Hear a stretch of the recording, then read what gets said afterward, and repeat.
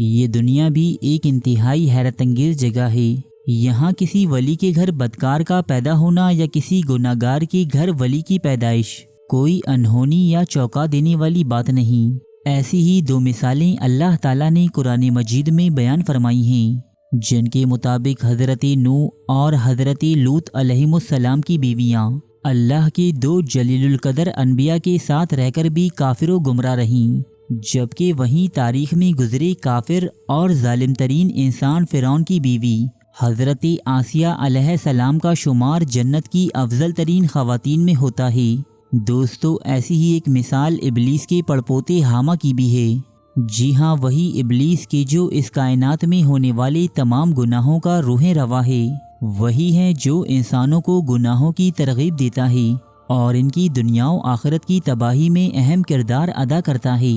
لیکن اسی ابلیس کا ایک پڑپوتا جو حامہ کے نام سے مشہور ہے، حامہ ان جنات میں سے تھا کہ جو حضرت آدم علیہ السلام کے بیٹے حابیل کے خون میں شریک تھے۔ اس کے باوجود کتب احادیث میں حامہ کا ذکر انتہائی احسن الفاظ میں بیان ہوتا ہے۔ مختلف احادیث کے مطابق اس نے اپنے گناہوں سے توبہ طائب ہو کر بہت سے انبیاء علیہم السلام کی صحبت اختیار کی اور ان سے آسمانی کتابوں کا علم حاصل کیا۔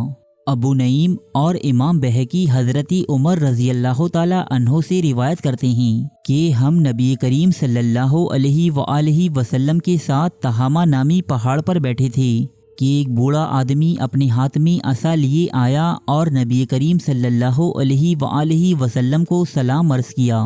اس کی آواز جنوں کی سی تھی۔ آپ علیہ الصلوۃ والسلام نے دریافت کیا کہ تو کون ہے؟ اس نے کہا کہ میں ایک جن ہوں، میرا نام حامہ ابن اہیم ابن عقیس ابن ابلیس ہے۔ پھر حضور اکرم صلی اللہ علیہ وآلہ وسلم نے فرمایا کہ یہ بتاؤ کہ تمہاری عمر کتنی ہے؟ اس نے کہا یا رسول اللہ، میری عمر اس دنیا سے تھوڑی سی کم ہے۔ جن دنوں قابیل نے حابیل کو قتل کیا تھا میں اس وقت کئی برس کا بچہ تھا، مگر باتوں کو سمجھتا تھا، پہاڑوں میں دوڑتا پھرتا تھا، لوگوں کا کھانا اور غلہ چوری کر لیا کرتا تھا اور لوگوں کے دلوں میں وسوسے بھی ڈال دیتا کہ وہ اپنے اقربا سے بدسلوکی کریں۔ حضور اکرم صلی اللہ علیہ وآلہ وسلم نے فرمایا تب تو تم بہت برے ہو۔ اس نے عرض کی حضور مجھے ملامت نہ فرمائیے، اس لیے کہ میں آپ کی خدمت میں توبہ کرنے حاضر ہوا ہوں۔ یا رسول اللہ، میں نے حضرت نوح علیہ السلام سے ملاقات کی ہے، میں ان کی مسجد میں رہا کرتا تھا اور ان پر ایمان لانے والوں میں سے تھا۔ میں نے ان سے کہا تھا اے نوح، میں ان لوگوں میں سے ہوں جو حابیل بن آدم جیسی سعادت مند بیٹے کے خون میں شریک تھے، تو کیا پروردگار میری توبہ قبول فرمائے گا؟ حضرت نوح علیہ السلام نے فرمایا اے حامہ، بھلائی کا ارادہ کر لے کہ اللہ تعالیٰ نے جو کلام مجھ پر نازل فرمایا ہے اس میں درج ہے کہ جو بندہ اللہ تعالیٰ کے حضور سچے دل سے توبہ کرتا ہے تو اللہ تعالیٰ اس کی توبہ قبول فرماتا ہے، لہٰذا اٹھ اور وضو کر کے 2 رکعت نماز پڑھ۔ میں نے اسی وقت وہ کام کیا جس کا مجھے حضرت نوح علیہ السلام نے حکم دیا۔ پھر حضرت نوح علیہ السلام نے مجھے پکارا کہ اپنا سر اٹھا، تیری توبہ آسمان سے نازل ہو چکی ہے۔ اس کے بعد میں 1 سال تک اپنے رب کی عبادت میں مصروف رہا۔ میں حضرت ہود علیہ السلام کے ساتھ موجود تھا کہ جب وہ اپنی قوم میں تبلیغ کیا کرتے تھے۔ میں نے حضرت یعقوب علیہ السلام کی بھی زیارت کی ہے، جبکہ میں حضرت یوسف اور حضرت الیاس علیہم السلام سے بھی ملاقاتیں کرتا رہا ہوں۔ میں نے حضرت موسیٰ علیہ السلام سے توریت کی تعلیم حاصل کی ہے۔ حضرت موسیٰ علیہ السلام نے فرمایا تھا کہ جب تم حضرت عیسیٰ علیہ السلام سے ملو تو انہیں میرا سلام عرض کرنا۔ جب میں نے حضرت عیسیٰ علیہ السلام سے ملاقات کی تو انہوں نے مجھ سے کہا کہ جب تم حضرت محمد صلی اللہ علیہ وآلہ وسلم سے ملو تو انہیں میرا سلام دینا۔ حامہ نے کہا کہ آج میں یہی امانت آپ تک پہنچانے کے لیے حاضر ہوا ہوں۔ یہ سن کر رسول اکرم صلی اللہ علیہ وآلہ وسلم کی آنکھوں میں آنسو آ گئی اور آپ رونے لگی۔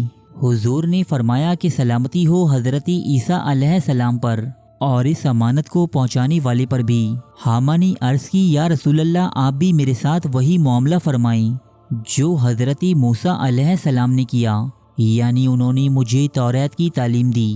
حضور اکرم نے اسی سورہ مرسلات، سورہ النبا سورہ تکویر، سورہ اخلاص اور موعظتین کی تعلیم دی۔ حضور علیہ الصلوۃ والسلام نے ارشاد فرمایا، اے حامہ، تم اپنی ضروریات ہم سے بیان کرو اور ہم سے ملاقات کرنا ترک نہ کرنا۔ حضرت عمر رضی اللہ تعالی عنہ فرماتے ہیں کہ جب رسول اللہ صلی اللہ علیہ وآلہ وسلم نے اس دنیا سے پردہ فرما لیا تو پھر ہمیں حامہ کی خبر نہیں اور یہ بھی معلوم نہیں کہ وہ زندہ ہے یا انتقال کر گیا۔